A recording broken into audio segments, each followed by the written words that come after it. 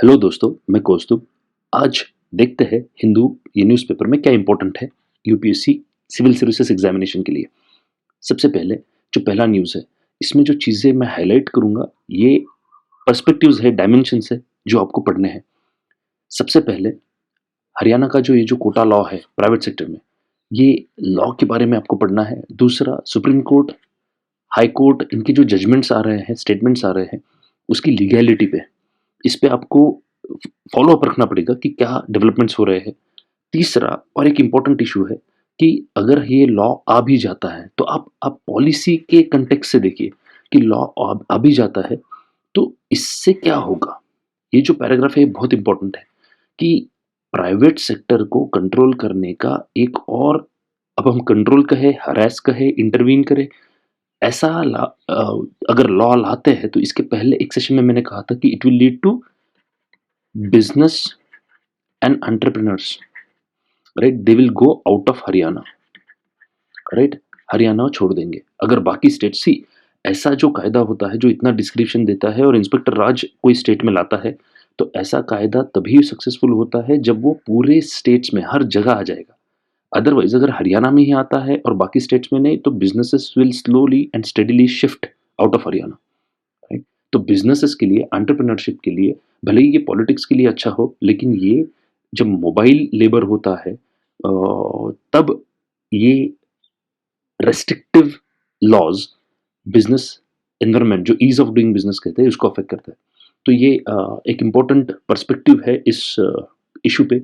दूसरा, Singapore PM speech uncalled. अभी ये न्यूज़ इंपॉर्टेंट नहीं है, लेकिन इन्होंने जो इश्यूज रेज किए हैं कि criminalization of politics and politicization of criminals, ये दोनों चीज़ें आपको पढ़ना ज़रूरी है। Next, start flights to Ukraine. इसके इसके इसका जो डेटा है आपको association for democratic reforms, ADR की वेबसाइट पे मिल जाएगा कि कितने ऐसे पॉलिटिशियंस हैं जिन पे क्रिमिनल चार्जेस हैं and so on, right? So ये फॉलो कीजिए। इवन पीआरएस इंडिया की जो वेबसाइट है .org, इस पे भी आपको काफ़ी डेटा मिल जाएगा। Next, start flights to Ukraine. अब ये अगेन ये एक एग्जांपल है। देखो, ये ड्रास्टिकली अपोजिट एग्जांपल्स है दोनों। यहाँ पे government is intervene into private sector, right? क्यों? उसको ये इंटरवेंशन से ज़्यादा इंटरफेरेंस जैसा लगता है, और ऐसा अगर लॉ लाते हैं तो इससे बिजनेसेस अफेक्ट होंगे। यहाँ पे भी government is intervening into private sector, क्योंकि अभी तो एयर इंडिया भी नहीं है ना आपके पास, ये भी प्राइवेट हो चुका है। लेकिन गवर्नमेंट क्या कह रहा है? Start flights to Ukraine, government tells airlines. अब वास्तव में देखा जाए तो गवर्नमेंट को कोई इस टाइप का राइट नहीं होता कि अब गवर्नमेंट बोल देगा कि आप ये प्रोड्यूस करो, आप ऐसा करो, क्योंकि ये प्राइवेट सेक्टर है, वो प्रॉफिट मोटिव पे ऑपरेट करता है। लेकिन इस केस में it is good. So this is very legitimate, क्योंकि यहाँ पे इशू आ रहा है हमारे डायस्पोरा का। There is a conflict zone, और वहाँ पे हमारा काफ़ी डायस्पोरा, 18,000 तो स्टूडेंट्स हैं वहाँ पे, तो इनको अगर वहाँ से निकालना है तो गवर्नमेंट को ये एयरलाइंस के थ्रू वो अरेंजमेंट करना ज़रूरी है। लेकिन इसमें सिर्फ इतना है कि आप आर्म ट्विस्ट नहीं कर सकते। अगर गवर्नमेंट को उनको सपोर्ट करना है, गवर्नमेंट्स को इंसेंटिवाइज करना है एयरलाइंस को, कि जो एयरलाइंस यूक्रेन से डायस्पोरा को वापस लाएंगे, उनको ज़्यादा रूट्स दिए जाएंगे, कुछ टैक्सेशन में उनको मदद की जाएगी, या ऐसा कुछ अगर इंसेंटिव देते आए, तो this will be much more easier, right? Next, अब यहाँ पे ये पेजेस में कुछ इंपॉर्टेंट न्यूज़ नहीं है। हम सीधा चलते हैं जो पेज नंबर 5 है, इस पर। तो यहाँ पे हिजाब का इशू है। इसके पहले के सेशंस में मैं बात कर चुका हूँ। डिटेल डिस्कशन सेशंस जो मैं शुरू कर रहा हूँ उसमें लेंगे। पहला सेशन 23rd को है 6:30 PM। So I will be very soon launching a platform, LMS, learning management system, जिस पे हम ये कंडक्ट करेंगे। तो आप वेट करिए, वो वीडियो भी मैं जल्दी अपलोड करूँगा उस सेशन के बारे में। अभी हिजाब की अगर बात करें तो यहाँ पे अगेन जो रूट इशू है ना, वो सिर्फ इतना ही है। ये क्या होता है ना, जब ऐसा इम्पोर्टेंट इम्पैक्टफुल हर जगह जहाँ पे पॉलिटिक्स हो रहा है, ऐसा कन्फ्यूजन बन जाता है, ऐसा कोई इशू आता है तो इसमें सिर्फ क्रक्स ये है कि जहाँ पर यूनिफॉर्म है, क्या वहाँ पर हिजाब पहना जा सकता है? इसका मतलब, क्या हिजाब ये इसेंशियल रिलीजियस प्रैक्टिसेस, ये जो टेस्ट सुप्रीम कोर्ट ने दिया है, राइट, इसमें आता है क्या? तो ये अभी सब जुडिस है मैटर, तो जो भी जजमेंट आएगा उसकी हम राह देखते हैं।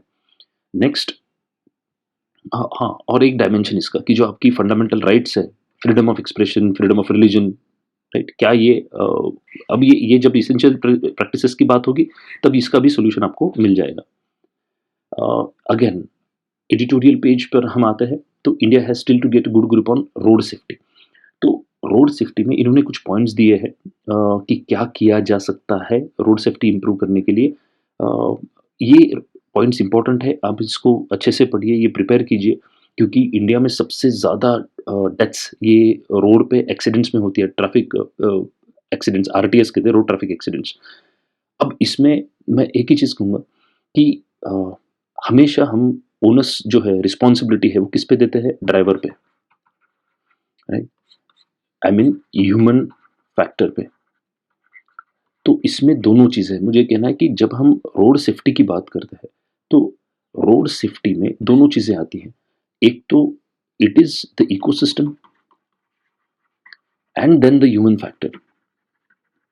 तो इकोसिस्टम मतलब फॉर एग्ज़ाम्पल रोड्स, अ, उसमें यूज़ होने वाला टेक्नोलॉजी, जैसे बैंकिंग ऑफ द रोड्स, किस क्वालिटी का रोड है, फिर उसमें पॉटहोल्स है या नहीं है, रोड साइनेजेस कैसे हैं, ये सब वहाँ पे आएगा। Technology, ecosystem of the roads, उसका क्वालिटी। और इसमें आता है कि स्पीड ब्रेकर्स। आपने देखा कि अच्छे-अच्छे हाईवेज़ पे, नेशनल हाईवेज़ पे स्पीड ब्रेकर लगाए हैं, व्हिच इज़ नॉट गुड। और वो ऐसी जगह होते हैं काफ़ी बार कि जहाँ पे बिल्कुल आप एक्सपेक्ट नहीं करेंगे कि यहाँ पे स्पीड ब्रेकर होगा। स्पीड ब्रेकर तो होता है, उसपे कलर भी नहीं होता है, कोई साइनेज नहीं होता है बहुत बार। तो ये जो काम होता है इनएफिशिएंटली, इससे भी एक्सीडेंट्स होते हैं।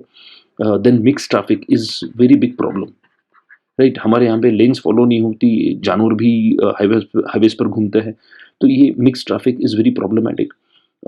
देन फैसिलिटीज़, आप अगर देखेंगे फॉरेन कंट्रीज़ में, जैसे आप यूएस में जाएँगे तो फ्रीवेज़ का नेटवर्क है, आप जर्मनी में जाएँगे तो ऑटोबान, ये सिस्टम बहुत फ़ेमस है। आप साउथ ईस्ट एशिया में भी जाएँगे तो रोड्स आर वेरी नाइस। अब इश्यू ऐसा है कि ये जो रोड्स होते हैं उनको रेगुलर रेस्टरूम्स, राइट, होने चाहिए रेगुलर डिस्टेंस पे। अ, फैसिलिटीज़ होनी चाहिए, शॉप्स होनी चाहिए, जैसे जैसे थाईलैंड में जाएँगे तो 7-Eleven, राइट, वेस्टर्न कंट्रीज़ में ऐसे होता है कि अ, अच्छे मॉल्स या अच्छा सर्विस एमिनिटीज़ ये रोड साइड पे मिल जाता है। तो ऐसी बहुत चीज़ें हैं, ये इकोसिस्टम की बात है, बाद में ह्यूमन एरर आता है। तो ह्यूमन एरर में तो बहुत चीज़ें हैं, फिर it's like alcoholism, then it is about overwork, right, no rest, right.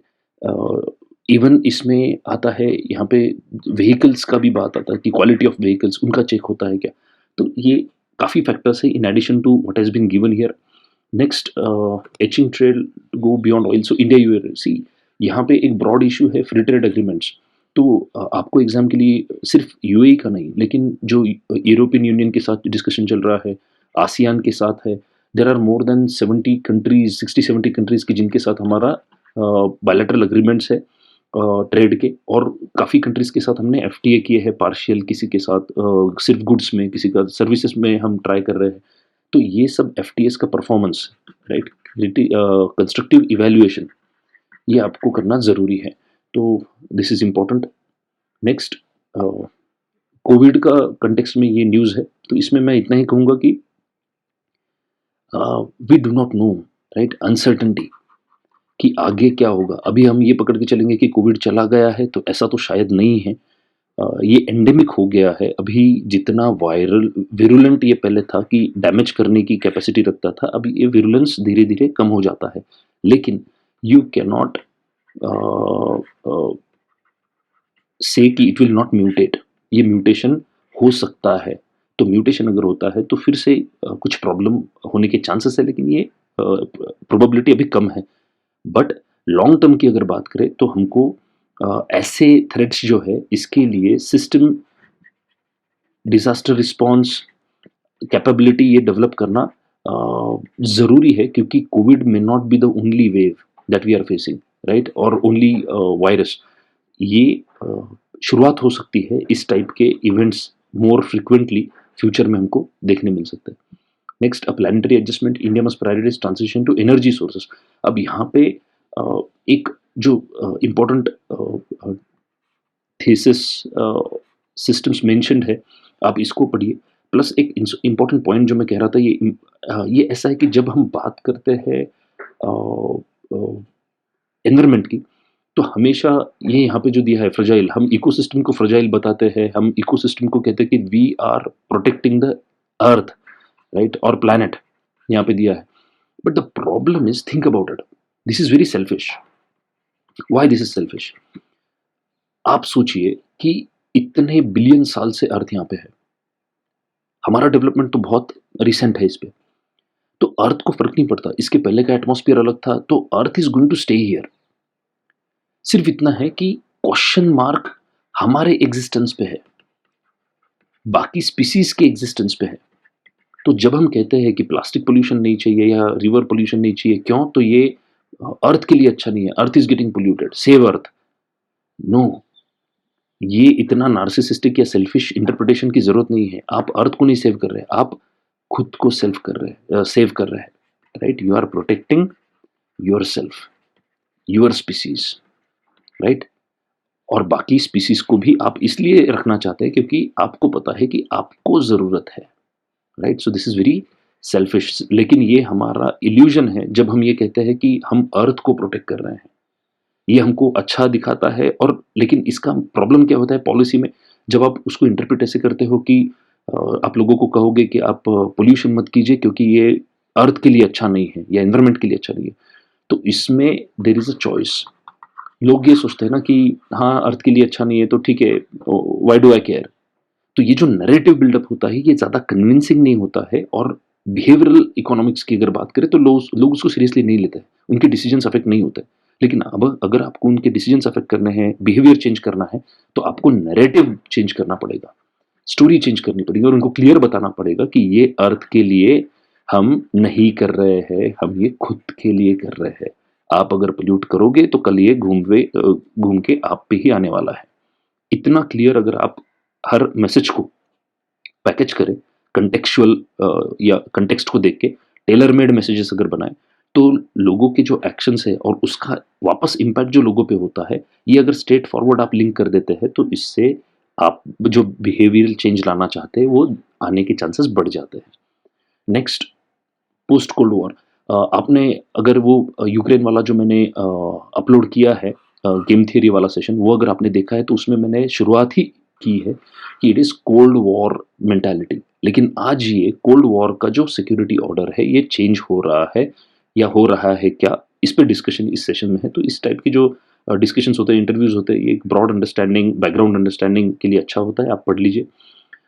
ये जो है डबल ब्लो फॉर मुस्लिम्स, ये तो अभी यहाँ पे डेटा पॉइंट आ रहा है, लेकिन आपने देखा होगा कि इसके पहले के सेशन में मैंने क्लियर भी किया था कि जो माइनॉरिटी गर्ल्स है, they are facing a double whammy. एक साइड में कंजर्वेटिव्स है जो उनको इग्नोरेंट रखना चाहते हैं, पावरलेस रखना चाहते हैं, घर में रखना चाहते हैं, एजुकेट नहीं कराना चाहते, मॉडर्निटी से दूर रखना चाहते हैं, और उनकी चॉइसेस करियर के बारे में, खुद की लाइफ के बारे में, लाइफ पार्टनर के बारे में, रिप्रोडक्टिव चॉइसेस, इन सब चॉइसेस को डिब्बे में बंद करना चाहते हैं, नहीं देना चाहते उनको फ्रीडम। ये हो गए उस कम्युनिटी के कंजर्वेटिव्स। लेकिन दूसरी ओर जब हम इस टाइप का हिजाब रो ये जो हो रहा है अभी, तो यहाँ पे जो लिबरल्स होते हैं, ये मुद्दा कोर्ट डिसाइड करेगा। लेकिन मॉडर्निटी के नाम पे लिबरल्स ये गर्ल्स को, अगर ये हिजाब रो की वजह से गर्ल्स स्कूल नहीं अटेंड करते हैं, तो उनका नुकसान ये है कि इतना झगड़ने के बाद फैमिली से या उनकी फैमिलीज भी झगड़ रही है उनकी कम्युनिटी से इन लड़कियों को स्कूल में भेजने के लिए, और इतना करने के बाद आज जो थोड़ी बहुत एजुकेशन एक्सेसिबल है, अगर वो भी इस जो हिजाब रो है ऐसे वायलेंट प्रोटेस्ट्स और डिस्टर्बेंस की वजह से अगर ये एजुकेशन उनके हाथ से जाता है, तो आप इनका ही एजेंडा आगे बढ़ा रहे हो। सो आप लिबरल हो लेकिन आप मदद मदद कंजर्वेटिव्स को कर रहे हो। सो ये अनइंटेंडेड कॉन्सिक्वेंस हो जाएगा। आप मॉडर्न बनाना चाहते हो लेकिन it will push them towards more conservatism, right? So ये सोचना ज़रूरी है। नेक्स्ट, ट्रिब्यूनल वैकेंसी इशू, ये इस पे सुप्रीम कोर्ट का पीछे एक जजमेंट भी आया था जहाँ पे उन्होंने गवर्नमेंट को कहा था कि ट्रिब्यूनल्स अच्छे से फंक्शन नहीं कर रहे, आप उसको ढंग से ये कीजिए। गवर्नमेंट ने कुछ चेंजेस भी किए थे, लेकिन again supreme court is not happy. So read about this tribunals. Next, this is about minister of external affairs, Germany France focus remains on Russia. तो ये डिप्लोमेसी के बारे में है, ये न्यूज़ आप फॉलो कर सकते हैं। इसमें बहुत कॉन्क्रीट चीज़ें कुछ मिलेंगी या नहीं मिलेगी, अनसर्टन होता है, लेकिन ये एक overall understanding of bilateral relations, multilateral relations, international affairs के लिए ज़रूरी होता है पढ़ना। नेक्स्ट, ये भी सेम लाइंस पे है।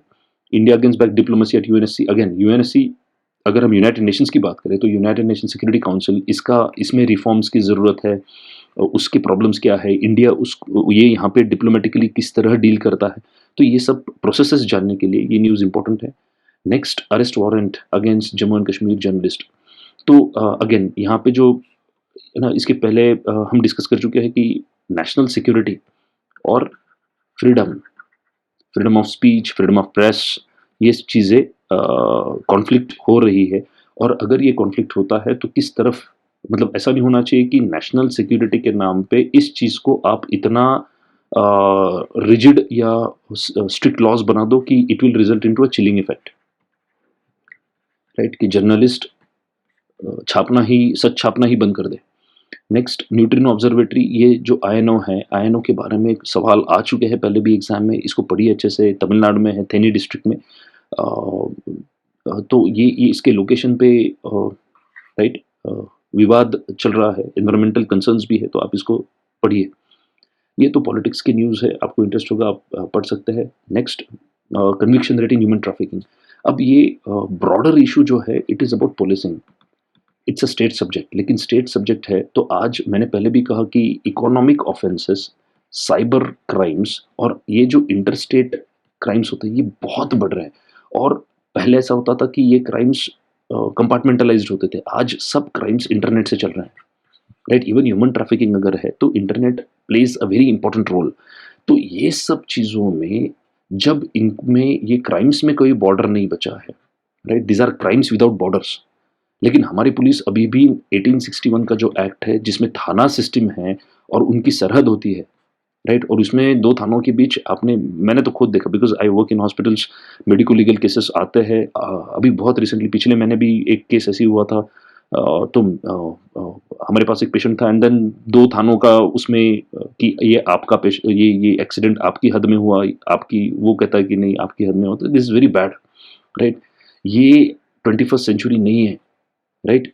ये बिहेवियर जो है, this is not 21st century behaviour. तो पुलिसिंग को रिफॉर्म करना, तो क्या इसको अब कॉन्करेंट लिस्ट में पुटअप करना चाहिए? अगर डेटा और पुलिसिंग नेशनल लेवल पे जाने वाली है तो कॉन्करेंट लिस्ट में जाना चाहिए क्या? अगर कॉन्करेंट में जाता है तो क्या नुकसान होगा? स्टेट में है तो फिर ये इश्यूज आप कैसे सॉल्व करेंगे, राइट, और इसमें टेक्नोलॉजी का क्या रोल है? तो ये सोचने वाली बात है। नेक्स्ट, इंडिया यूएई, इसके बारे में हम बात कर चुके हैं। वाटर टैक्सी, ये एक एग्जाम्पल है कि जहाँ पे हम multiple transport, multi modal transport कहते हैं इसको, राइट। मल्टी मोडल ट्रांसपोर्ट एक चीप बट गुड अल्टरनेटिव्स लोगों को दे सकते हैं, जिससे इकोनॉमिक डेवलपमेंट प्रमोट होता है। This a good step taken by the state of Maharashtra. Refugee rights again, तो यहाँ पे ये जो इंडिया में रेफ्यूजीज का इशू रोहिंग्यास के केस में भी पीछे आया था। फिर गवर्नमेंट जो एक्ट्स ला रहा है बाहर से आने वाले रेफ्यूजीज को प्रोटेक्ट करने के लिए, उसमें भी कुछ विवाद था। तो जो रेफ्यूजी कन्वेंशन है यूनाइटेड नेशंस का, ये इंडिया ने, if I am not wrong, 1951 का कन्वेंशन है, इंडिया ने ये साइन नहीं किया है। तो रेफ्यूजी का डेफिनेशन क्या है, इंटरनली डिस्प्लेस्ड पीपल, इसका डेफिनेशन क्या है, 1951 का ये जो कन्वेंशन है इसके क्लॉजेस क्या है, इंडिया इसको क्यों साइन नहीं कर रहा है, क्यों साइन करने से क्या प्रॉब्लम होगा? तो ये सब चीज़ें आपको देखना है। और इसमें फिर क्लाइमेट रेफ्यूजीज कहाँ आते हैं, राइट, इनके लिए अभी कुछ भी नहीं है दुनिया में, तो इसके लिए क्या करना ज़रूरी है? फिर इंडिया में नेशनल ह्यूमन राइट्स कमीशन की बात कीजिए तो इनका रोल एज अ ऑर्गेनाइजेशन, ये तो पॉलिटी में आपको वैसे भी इंपॉर्टेंट है। नेक्स्ट, सिक्योरिटी गारंटीज, तो अगेन मैं, जिन्होंने ये वो वीडियो देखा नहीं है, मैं उनसे रिक्वेस्ट करूंगा कि आप वो वीडियो देखें, कि जो गेम थियरी का वीडियो मैंने अपलोड किया है, रशिया, यूक्रेन, नाटो, तो इसमें ये जो डिमांड्स है, वो क्लियरली मेंशन की गई है। यूएस जो ड्रम बीट कर रहा है कि नहीं नहीं इन्वेजन तो होने ही वाला है, तो it's pushing Russia towards violence, right. तो यूएस का अपना भी एक एजेंडा इसमें है। France to withdraw troops from Mali, ये कोलोनियलिज्म का जो हैंगओवर है वो अभी भी चल रहा है। तो आप देखिए माली में क्या प्रॉब्लम है, वहाँ पे मिलिट्री रूल है and so on. Fabricate an excuse, अब यहाँ पे यूनाइटेड स्टेट्स कह रहा है कि रशिया फैब्रिकेट कर सकता है एक्सक्यूज।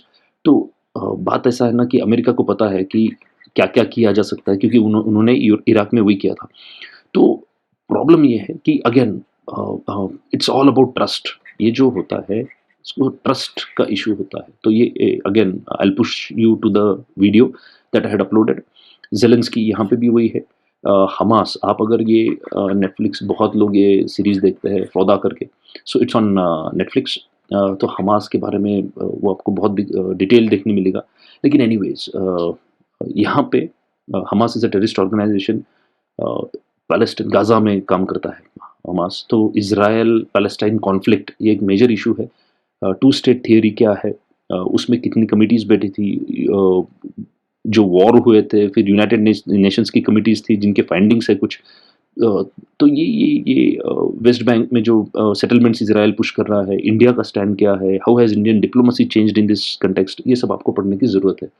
ये तो हम बार-बार कह चुके हैं, ये एक इम्पोर्टेंट सक्सेस था जेसीपीओए यूनाइटेड स्टेट्स का, कि जब डिप्लोमेसी से प्रॉब्लम सॉल्व हो गया था। लेकिन Barack Obama was that level of statesmanship, right? He showed that level of statesmanship जो अभी उसके बाद हमको देखने नहीं मिली। Next, vice principals. अब ये this is a major problem, psychology का इशू है। This is a symbol for psychology, psychology का इशू है ये। Bullying, and this is not just China. ये न्यूज़ चाइना का न्यूज़ इंपॉर्टेंट नहीं है, इंडिया में भी this is a very major problem.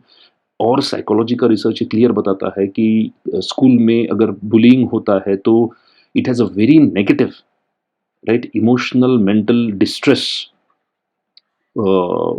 Face करना पड़ता है उन बच्चों को जिनको विक्टिम बनाया जाता है यहाँ पे।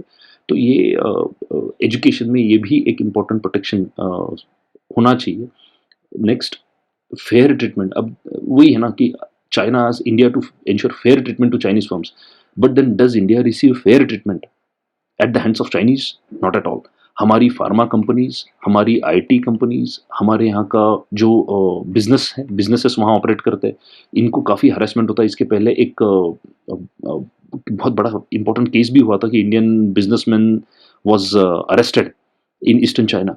तो चाइना में हमारे कंपनीज को काफ़ी तकलीफ होती है ऑपरेट में, और यहाँ पे तो नेशनल सिक्योरिटी का इशू है, Chinese companies data spying and so on. So India China के रिलेशंस को ट्रैक करते रहिए, इट इज़ इंपॉर्टेंट। अब ये real estate market is on upward cycle, ये आपके लिए इंपॉर्टेंट नहीं है, क्योंकि आपकी एग्जाम आएगी तब तक ये कौन सा साइकिल रहेगा, अपवर्ड रहेगा, डाउनवर्ड रहेगा, हमको पता नहीं। लेकिन मैंने ये क्यों मार्क किया, Deepak Parekh, there are certain personalities India में, कुछ लोग ऐसे हैं या ग्लोबली ऐसी कुछ पर्सनैलिटीज होती है कि जिनकी व्यूज, ओपिनियंस, ये हमको कॉपी नहीं करने हैं, राइट? लेकिन ये अगर हम स्टडी करेंगे तो ये हमको हेल्प करता है हमारा ओपिनियन बिल्डअप करने के लिए, कंस्ट्रक्टिव क्रिटिसिज्म की कैपेबिलिटी डेवलप करने के लिए, और एक डीप अंडरस्टैंडिंग आना चाहिए। तो ये Deepak Parekh is very good. Then we have like Raghuram Rajan जैसे लोग हैं, दीपक पारेख जैसे लोग हैं, इंटेलेक्चुअल्स होते हैं ग्लोबली। तो ये लोग जो कहते हैं वो हमको सोचना, एक फूड फॉर थॉट हमको मिलता है। Next, FM bats, multilateral global public goods. तो यहाँ पे पहला इशू है what is public good, right? आप अगर जानना चाहते हैं डिटेल में ये जो फ्रेमवर्क्स होते हैं पॉलिसी के लिए, तो आप ज़रूर अटेंड कीजिए Tuesday 6:30। I B posting a video about it. तो उसमें ऐसे ही बेसिक चीज़ों पे हम बात करेंगे। तो पब्लिक गुड्स क्या होते हैं और multilateral initiative for global public goods. तो इंडिया में जो India is not part of many global value chains, right? तो ये सबसे बड़ा वीकनेस है हमारे सिस्टम का कि हम एक्सपोर्ट इंपोर्ट में बहुत ज़्यादा पार्टिसिपेट नहीं करते हैं, वैल्यू एडिशन बहुत ज़्यादा नहीं होता है। तो ये होना ज़रूरी है। और ऐसी चीज़ें जो है पीपीई किट्स, ये वो, आप देखो, अब बच्चों के खिलौने से लेके मिलिट्री के वेपन्स तक या बड़ी बड़ी व्हीकल्स तक, आपके phones, everything is manufactured in China. बहुत सिंपल सीधी सीधी चीज़ें जो इंडिया में भी बन सकती हैं, राइट? लेकिन ये हमारे पास कैपेबिलिटी होके भी हम नहीं कर रहे हैं, तो we are not part of this global value change, जो हमको चेंज करना ज़रूरी है। अभी स्पोर्ट्स की न्यूज़ है, आपके इंटरेस्ट के हिसाब से आप देख सकते हैं। Next, a miracle cure against HIV for all practical purposes. Covid के चक्कर में तो हम इसको भूल ही गए हैं। तो एंटी रेट्रोवायरल थेरेपी क्या होता है, एचआईवी के बारे में क्या चल रहा है, फॉरेन फंड्स का अभी क्या कंडीशन है, एचआईवी का स्टेटस क्या है, ये जो रिपोर्ट्स है तो ये आप को पता होना चाहिए। फ्रीडम कॉन्वॉय ये कनाडा में जो चल रहा है, राइट, और कनाडा का जो एक हाइपोक्रेसी सामने आया है। हमारे यहाँ प्रोटेस्ट चल रहे थे तो उनका ओपिनियन अलग था, उनके यहाँ प्रोटेस्ट चल रहे हैं तो ओपिनियन अलग है, राइट। तो ये देखना ज़रूरी है कि see injustice anywhere is threat to justice everywhere, right. So अभी वहाँ क्या चल रहा है, हमारे यहाँ क्या चल रहा था, बाकी कंट्रीज़ में जहाँ पे ऐसे प्रोटेस्ट होते हैं, जैसे अरब स्प्रिंग हुआ था पीछे, तो ऐसी चीज़ें just keep a track of all this, right. So आपके एसेज में, राइटिंग में एग्जाम्पल्स आपको काफ़ी मिल जाते हैं। अब ये न्यूज़ इम्पोर्टेंट नहीं होगा, लेकिन there are very few personalities in the history, right, जैसे जिनको इतना बीटिंग मिलता है। तो even I would say Mahatma Gandhi is one such personality कि जिनको फॉलो करने वाले भी बहुत है और उतना ही फ्रीली उनको क्रिटिसाइज करने वाले भी बहुत है। सिमिलरली नेहरू, लेकिन मैं कहूँगा कि गांधी और नेहरू, इन दोनों का एक इशू ये है कि दोनों को पढ़ा बहुत कम लोगों ने है, समझा बहुत कम लोगों ने है, और लोग बिना जाने, बिना समझे दोनों को बहुत क्रिटिसाइज़ करते हैं। तो मैं किसी को सपोर्ट नहीं कर रहा हूँ या अपोज़ नहीं कर रहा हूँ। मैं ये कह रहा हूँ कि ये लोग हिस्ट्री में, राइट, टर्निंग पॉइंट रहे हैं, राइट, बहुत डीप पर्सनालिटीज़ रहे हैं, बहुत इम्पैक्टफुल पर्सनालिटीज़ रहे हैं, तो आपने इनके बारे में पढ़ना चाहिए। ये ऐसे न्यूज़ या सिर्फ़ कहीं कोई क्रिटिसाइज़ कर रहा है तो वो नहीं, उसपे से आपके ओपिनियन मत बनाइए। महात्मा गांधी है तो पढ़िए आप द हिंद स्वराज, आप पढ़िए the story of my experiments with truth, पढ़िए गांधी के बारे में जो लिखा जाता है, अच्छे-अच्छे आर्टिकल्स हैं। नेहरू के बारे में आप पढ़िए, discovery of India, glimpses of world history, autobiography, ये जो किताबें हैं, तो इनसे आपको जो अंडरस्टैंडिंग आएगा, तो इससे उनके बारे में आप क्या सोचते हैं ये साइड में रखिए, लेकिन आपकी सोच, राइट, आपकी सोच में काफ़ी मैच्योरिटी आ जाता है और डेप्थ आ जाता है ओपिनियंस में, राइट। सो आपको आपकी पर्सनालिटी और आपका इथिक्स शेप करने में ये बहुत काम आता है, तो ज़रूर पढ़िएगा। तो आज के लिए इतना ही। पिछले 2 दिनों में सेशंस अपलोड नहीं, there was a technical issue because of which I could not upload the sessions. The process will continue, I will be uploading more and more sessions in the future. Keep following, subscribe to this channel, like, share and comment on this video. Thank you.